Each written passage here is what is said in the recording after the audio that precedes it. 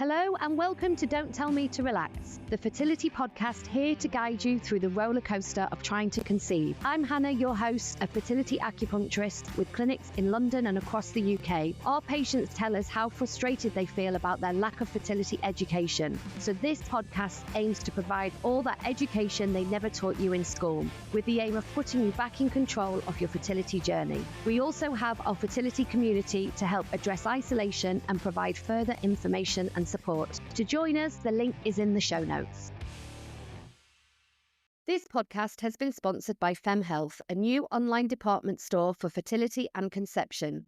FemHealth help women embrace their fertility journey by providing access to products, treatment and resources. Fem is also home to Temp Drop, a new all-in-one device that you sleep in, giving you insights and valuable information on your cycle and fertility. Visit FemHealth at www.femhealth.co.uk with over 250 products and 60 brands to support your journey. Use the code RELAX15 for 15% exclusive discount. Hello, my lovely, and welcome to this week's episode. I am joined by the lovely Katie, who's laughing at me because it took me about 5 goes to do an intro then.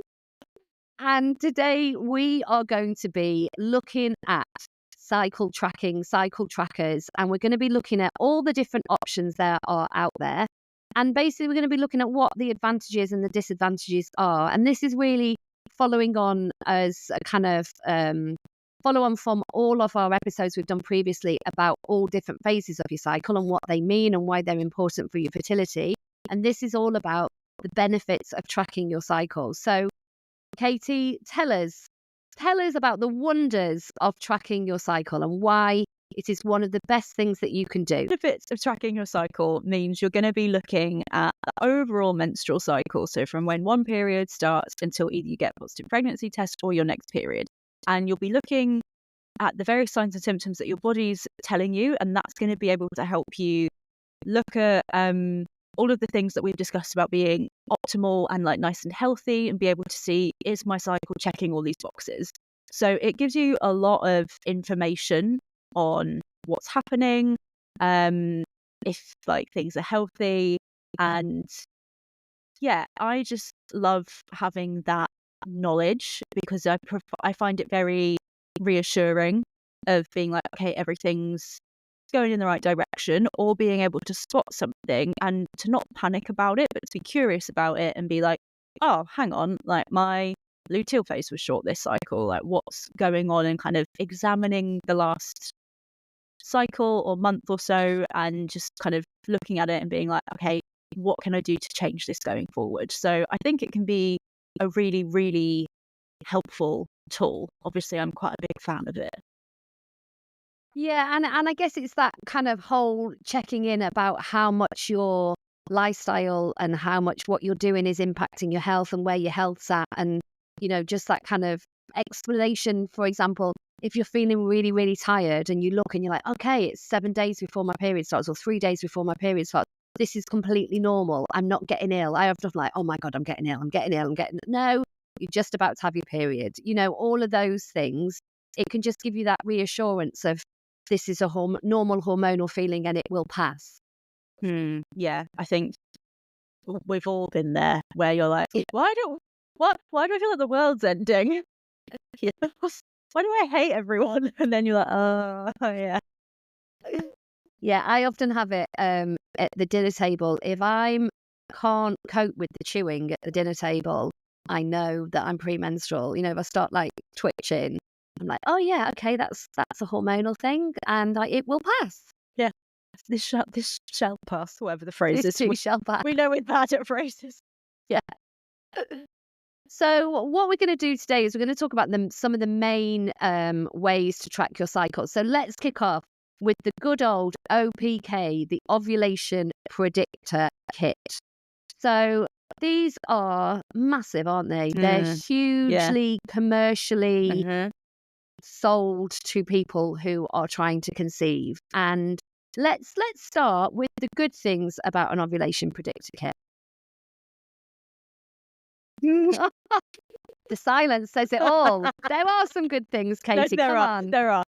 So ovulation predictor kits measure your LH, so your luteinizing hormone, and that usually surges like 24 to 48 hours like prior to ovulation happening. So it can tell you that ovulation is coming, it's on the way, but I think it's really important to remember the P in OPK is they're like ovulation predictor kits. They're not like ovulation confirmation kits. Oh, I love that. I love that. Yeah. There was something good in there. See what you've done there, Katie. So yeah, I just think it's really important to remember that, because I think that is what they're often marketed as, and that's not what they are. They're telling you that it's likely to happen, and that if you get a positive on the OPK, then yes, that's a good time to try. But I would argue there's other ways of tracking your cycle that might end up giving you more time to try and conceive. Yeah.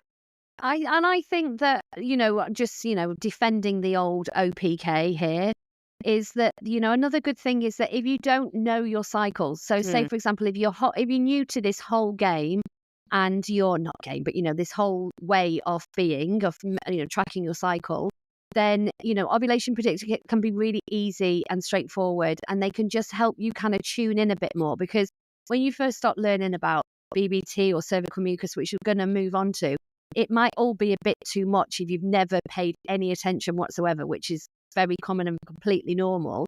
So ovulation predictor kits, I always think they're like the gateway into your cycle tracking. The gateway drug into cycle tracking is an ovulation predictor kit, because they can just help identify that sort of window, and then you can be like, okay, so I'm about to ovulate. Have I got cervical mucus? Your BBT charting, you'll be like, okay, is it going to go up? So it can be part of that picture. So they can be helpful. I know a lot of fertility clinics and a lot of fertility consultants recommend them. They think that they're good and that they help people spot their ovulation window. So, they do serve a time and a place. And when you look on Clear Blue's website, they have some, stats around the percentage of people who don't know when their ovulation window is pretty high. They kind of really, they really go into that fertility education or non-education and kind of their role that they play in that. And,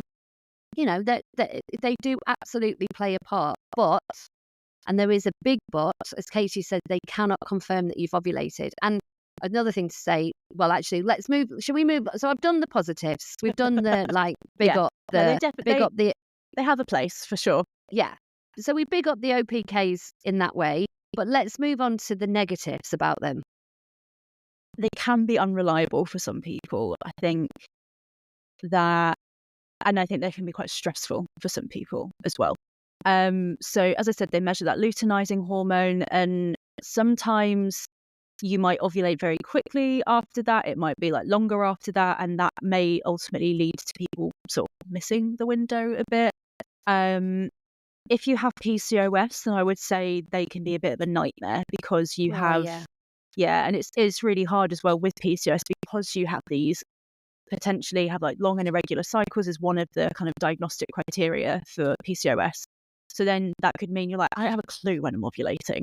And using OPKs, they measure luteinizing hormone, and when you have PCOS, that fluctuates a lot.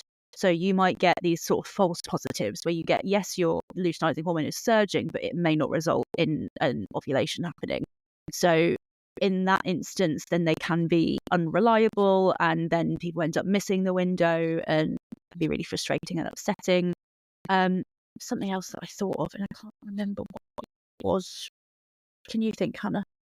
Well, I think it's interesting because Clear Blue, no offense to Clear Blue, if Clear Blue are listening and they want to sponsor the show, then that is an option. But anyway, no offense to Clear Blue. About to slack your product off. But Clear Blue do have statistics around how by using Clear Blue, it increases your time to pregnancy, etc., etc.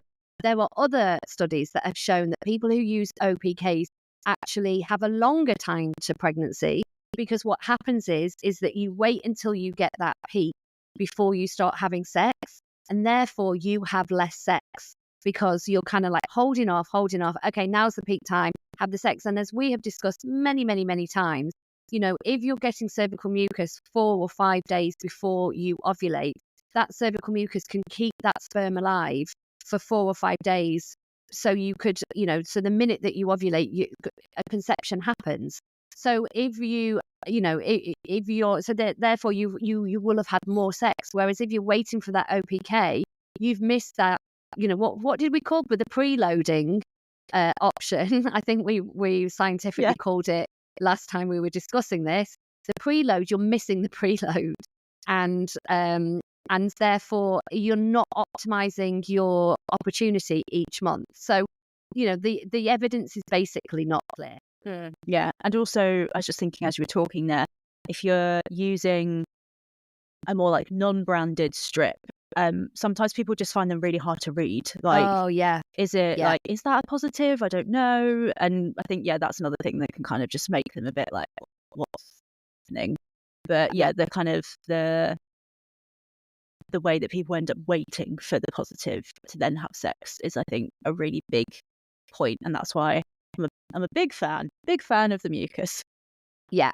And as you said, it's only predicting ovulation, it's not confirming it. So you could be using them and still not ovulating. So, that is a big flag. And they're expensive. Yeah. Really expensive. It adds up really quickly if you're using them. And especially, like, I know sometimes I've had clients that are testing multiple times a day, and I'm like, oh, you're going to be stressing yourself out a lot and spending a lot. And Okay, so ovulation predictor kits, tick, we've done. BBT charting. So, Katie, as you are the BBT master, tell it, or mistress, not master, mistress, BBT mistress. Brilliant. Tell us. So, well, first of all, tell us what a BBT chart is, and then let's pick it apart and see whether we like it or not. Okay. So, basal body temperature is your resting metabolic temperature, and that changes throughout the menstrual cycle. So, when you're in the follicular phase, estrogen is that dominant hormone. Your body temperature in an ideal world should be at about 36.3 degrees Celsius up to about 36.8 degrees. And then after you've ovulated, progesterone has a heating effect on the body, and that temperature will raise. It's harder to give a reference of what that temperature should be because it's going to be in relation to what your follicular temperatures were. But ultimately, what you should see is in the follicular phase, you have lower temperatures. In the luteal phase, you have higher temperatures. So BBT is great in that it tells you that, yes, you have ovulated. It's not it's not a tracker for telling you when you're fertile. So it's kind of giving you like the opposite side to the OPK in a way. It's kind of the that is the confirmation that it's happened. Once the temperature goes up and it stays up, then you can fairly confidently be like, yeah, that's an ovulatory cycle. But in terms of that, like, am I fertile question, it's not going to give you that answer. That's not what we're using it for. And what I love about a BBT chart is that it gives you that really good information about post-ovulation, about that luteal phase, which we've discussed in our previous episode. About it can show you, yes, you've got a good luteal phase, it's the right number of days, your temperatures are staying high, they're nice and steady, so you've got good levels of progesterone, you've got an adequate amount of time for conception to happen and implantation to happen.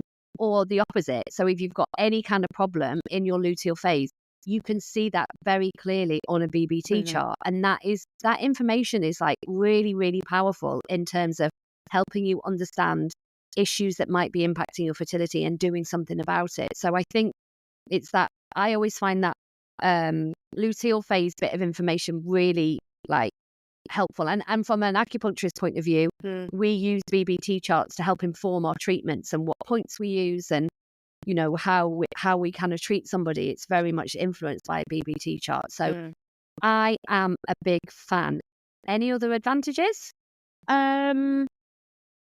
You can kind of pick up some lifestyle-y stuff on it. So if the temperatures are consistently low, then that can be kind of like, if we're thinking about it being the resting metabolic rate, if the temperatures are really low, it's kind of like the pot's not boiling. We want to like feed the metabolism a bit more. So it could be that there's some kind of nutrient deficiencies, or like you're just not eating enough. That sometimes can be if the temperatures are just sort of like borderline on the low side. So if they're still above like 36, say, is what I kind of think of. If you're doing oral temperatures, then we look at some lifestyle stuff, make some adjustments and see if they go up, and quite often they do. If the temperatures are like really low, so like in that sort of 35 degrees Celsius range, then you can like look into, it can give you some information about your thyroid health, go and get your thyroid tested and see what's going on there. So there's other bits of information that we can get from just taking your body temperature, which I think is pretty cool. Yeah. And the other thing I was going to say is that it's really cheap and easy to do, in that, you know, it's, you just need a £6.99 thermometer. Yeah, you don't need a fancy one. No, you can download charts from our website. We have BBT charts, or you can, you know, use an app that you can get for free. So it's really accessible and easy to do, in that the only thing is you have to remember to do it first thing in the morning. So that can be a problem, because you have to do it pretty much at the same time. I kind of say within a 2-hour window you can still get fairly accurate info. But if you are taking it at different times, note in your chart the time that you took it, because the earlier you take it, the lower it will be, and the later you take it, the higher. So if you've got that bit of information, it can just help with the interpretation of it. So if you've got one like really low, like super low temperature, but actually you were up at 4 a.m. to get a flight, then it's like, okay, that makes sense. Yeah. Yeah. Anything else? Should we move on to the not so good thing about it, like the disadvantages? Dare we diss the BBT chart? I think it's worth chatting about. Okay, let's do it with kindness. With kindness, because we do. I love it. I think you can get so much information from it, and I personally am someone who, like, my luteal phase, if I'm not looking after it, it goes real short, real quick. So having that info I find super, super helpful.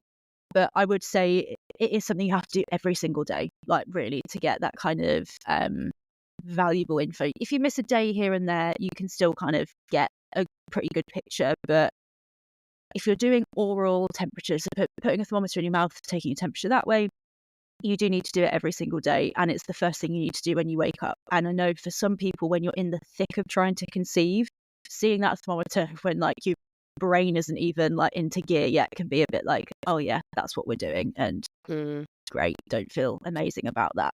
So that definitely can be a disadvantage, and I'd say that's probably the biggest disadvantage, is the kind of like mental part of it, I've seen anyway.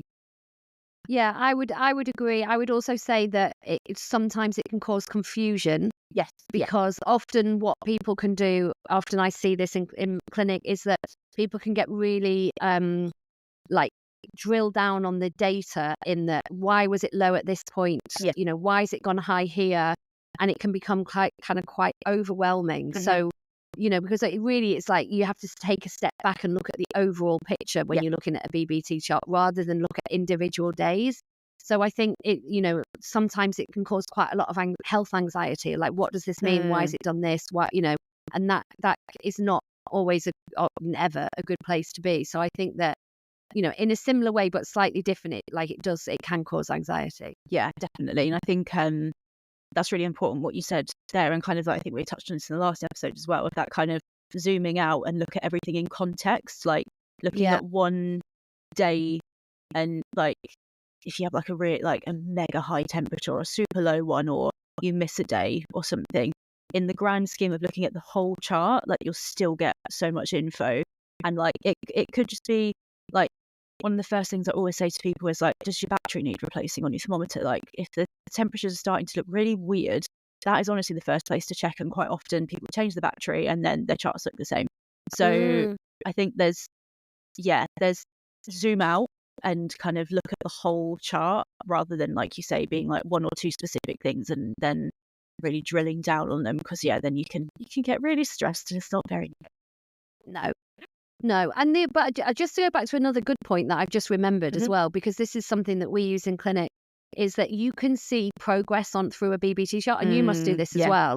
In that when someone comes, you know, because we all have it, like, because, you know, we have this kind of, well, is it really impacting things that much? You know, like, is not having breakfast because I'm doing the whatever the window is, you know, I'm only eating between the whatever.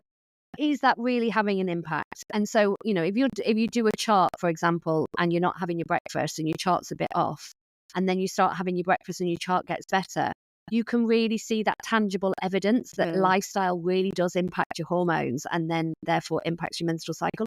And that for some people, that evidence can be really motivating, because a lot of the time we don't make the link. And I say this with kindness because I am the worst for this. So, there is no judgment here. Yeah. But, seeing it in black and white, your poor sleep is affecting what your hormones are doing and your BBT chart can be really motivating and kind of keep people on track. And it can really give people the confidence that, they're doing the right thing. We see BBT charts get better with acupuncture, and that is amazing for patients and for practitioners. Yeah, it's exciting when you see that, and then having that data to look back on and be like, oh well, look at when we first started working together, like this chart and this chart look completely different, or even if it's just like, oh well, like your luteal phase is increased by 1 day, but it's consistently that 1 day longer. Like we just need to keep doing what we're doing. And I think the same for, this is literally what you just said. I'm not going to repeat it. So yeah. But the other one more thing that I'm going to say about BBT chart before we go on, in the NICE guidelines, this is not recommended, Isn't which it? I always find no. They say BBT charting is not recommended as a way to track or your fertility or understand your menstrual cycle. That's going to leave that there. Yeah, drop the mic. Literally like jaw open, like what? Yeah, and I guess it is because of I guess the reason why, and this is just a guess, is because there are too many factors that you could get it wrong. And I'm a bit like, I think it's a bit pissy this, because it's a bit like saying, you people out there, you're not really trusted enough to get the information right. Yeah. So because of that, we're going to say it's not a good tool. And I think, that's what the issue is that there's too many things that could go wrong, like you do it at the wrong time, or you work thermometer, all those kind of things. So it's not reliable enough to be used as a decent tool. But I guess I think you go. No, I was just going to say, I'm not sure that's not a very rounded picture. No, and I think with anything that isn't as simple as like taking a pill or something, as in like you pop the pill and like that's the thing done. And anything that requires a bit of education around it, then they're probably just going to be like, well, people aren't going to bother learning it. And it's like, but a lot of people do want to learn, and it can be like, I can appreciate if they're talking about like, it doesn't tell you about your fertility if they're just talking about when you're fertile, because like, I would agree, it doesn't tell you when you're fertile, but it can tell you loads of other stuff. So yeah, I know, it's interesting, isn't it? Wow. Anyway, with that bombshell, we move on. We move on to cervical mucus as a tool for tracking a cycle. So what do we think about, I know what you're going to say, but say it anyway. Tell us, what do you think, cervical mucus? So good. I'm a big fan of it, obviously. It's the biggest indicator that you're in that fertile window. Like, that is what's going to tell you that is the time to try conceive. And as we were talking about with the OPKs, like your window of time that you could be in your bedroom doing your stuff that you have when you're seeing mucus, like that could be so much longer. Like some people see mucus for up to a week. So if you start having sex on those days, yes, the mucus will keep the sperm alive for about 5 days, but you're like starting that process of the preloading, and it just gives you more time. And I think when trying to conceive is hard enough, if you're just waiting for like an OPK or hoping for the best, then your body's literally giving you a sign that like, okay, like now's the time to try and conceive. And I just think that's so helpful. And especially with that, like we talked about before, once the egg is released, like there's not a great amount of time at all for an egg to get fertilized. It's like 12 to 24 hours. So you want that sperm there ready and waiting for them to meet and for conception to potentially happen. And your mucus just like widens that window like by a few days potentially. And I think that can help to take the stress out of it if you are someone that's been like relying on peeing on a strip and seeing what that says. And I think it can just take the stress out of it a bit. Yeah, and I would totally agree. And it's interesting, isn't it? Because, it is well documented and researched that people who practice fertility awareness, so we're talking like tracking your cervical mucus, also it can be included doing your BBT. It's well documented that people who are, fertility awareness literate and understand their body get pregnant quicker. This is obviously assuming there's no underlying fertility problem. So, and I always really blows my mind that, things like OPKs and all this tech that's come about. Well, I mean, do we really, really need it? Because if we're taught fertility awareness and we understand our bodies and we understand cervical mucus, there is no room for tech because it doesn't give us any advantage. It's just kind of like, it's capitalism. We're getting into some right deep shit here, but it's like capital. It's like man's invented something. We need a product that we to didn't sell. actually need. Yeah. Like we didn't really need at all, because if we were just educated, why would we need it? It's a bit like bloody not apps, bloody things that tell you how much you've slept. Oh, they drive me crackers. I hate them. Because I just think, do you wake up in the morning feeling refreshed or not? No, what I'm going to do is I'm going to spend £300 on a bit of tech that I'm going to lie in bed with. And when I wake up in the morning, it's going to tell me whether I've slept or... I'm sorry, I'm having a rant here. But I feel like a lot of the stuff is kind of like we've lost connection with the basics, which is education, which actually, statistically proves that people get pregnant quicker when they understand their education. It's just nobody does any fertility education. So there's been so this industry has been allowed to take over. Really, I'm going to shut up now because I've gone on a right soapbox about it. Get off your soapbox. No, I say that. Shut up. I'm like ready to jump on there with you because I agree that if we understood our bodies more, then a lot of that wouldn't be needed. And like, it can be, as we've sort of been discussing, like there's a time and a place for a lot of it, but I also think if we just understood our bodies better and knew what to look out for, then that kind of cuts out all of that. That probably saves you a lot of money on the way. And also like I had an Apple Watch for a while.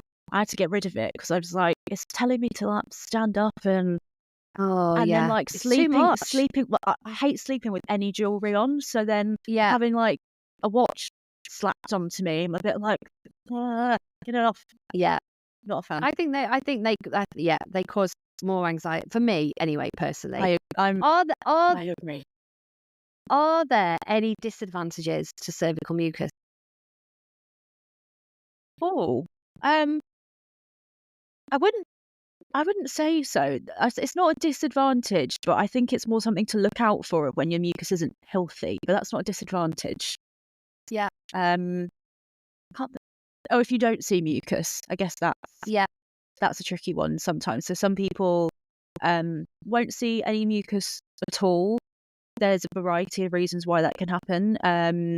After coming off the pill, like the mucus is made in cervical crypts, and the cervical crypts change when you've been on some kind of hormonal contraception. So that can take a little while to sort it out. So it might be that you have some like dry cycles.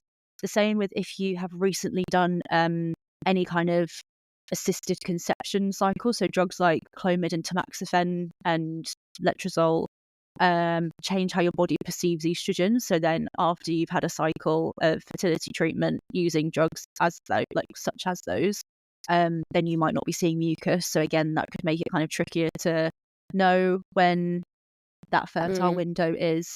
And then if there's like issues with estrogen, so if your estrogen's low, then because we make mucus in response to estrogen levels.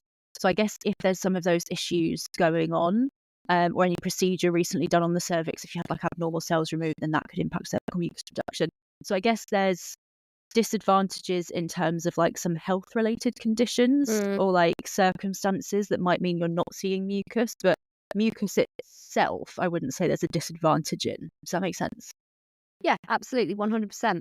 So basically, mucus is winning. Yeah, that's why it's so good. It's winning. It's winning. It's winning.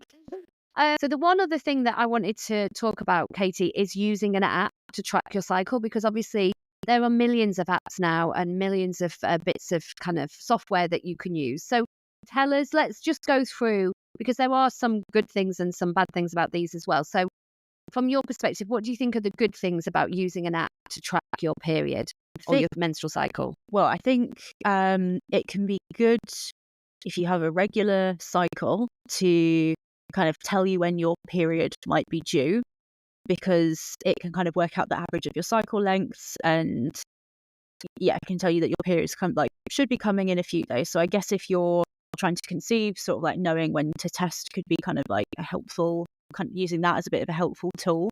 But in terms of telling you when you're ovulating, if the only information that you're putting in is when your period starts, then an app can't tell you when you're ovulating. And I think that's where they can be like, I can't think what the word is, but annoying. That's not what the word I was looking for, but problematic. Yeah, that's wrong. Wrong, downright wrong. Not right. Yeah. They're useful to a point, but they're only as reliable as the information that you put in. And then even then, a lot of apps are using an algorithmic calculation to predict when you're ovulating, and ultimately it can't know when you're ovulating unless you're putting a lot of info in, and even then I don't know how I wouldn't really rely on it as a way of knowing when you're ovulating. Yeah, because they're quite misleading, aren't they, when you look at them and they say you will be ovulating in 5 days time. If you don't really understand how it's working and what's going on with that, it's very misleading. I have had many people over the years say, I know when I'm ovulating because my app tells me. And I think, okay, well, maybe that might be. It might be right. Yeah. But it also could be wrong. And it's relying on that as your only indication of when you're ovulating, when your time to conceive is not a good thing. Yeah. It actually breaks my heart having to have that conversation and be like, oh, I know this. And so often I think the apps are another gateway into cycle tracking, and they can be useful, and there's certain apps that don't use algorithmic calculations, but then that requires you to have the fertility education to be able to interpret what's there. It's just a way of storing the information. But I really feel for people when they're like, oh yeah, so I've got this app that's telling me when I'm ovulating, and I'm like, no it's not. I'm sorry. Yeah. Especially if you think about it, you have in a year you have approximately probably 11, maybe 12 if you ovulate every single month, opportunities to conceive.